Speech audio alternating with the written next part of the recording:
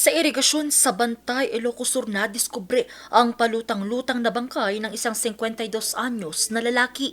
Nakita ito ng isang nagja-jogging sa barangay Paing bandang alas 6 ng umaga noong linggo, February 22. Ang una po nakita is yung, yung motor na nakabalandra po sa may kanal na yung ako na po naman andun na sa mismong kanal na po, namamahulog na lang.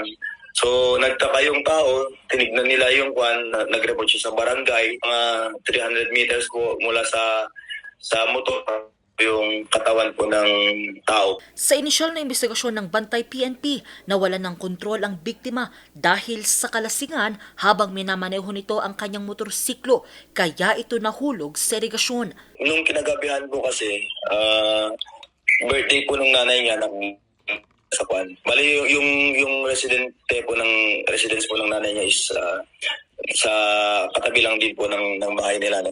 So naginom po sila doon. Tapos pagkatapos doon yung pa rin sila sa bahay nila. Then lumabas po siya kasi parang may pupuntahan pa na kaibigan. So hindi na po siya bumalik. So yun pala yung nangyari. Wala naman daw nakikitang foul play ang PNP sa pagkamatay ng biktima. Muli namang nagpaalala ang Bantay PNP na magdoble ingat at kung maaari ay huwag nang magmaneho kung nakainom ng alak. Kinuha na ng mga kaanak ang labi ng biktima para paglamayat. Angel Arquero, RNG News.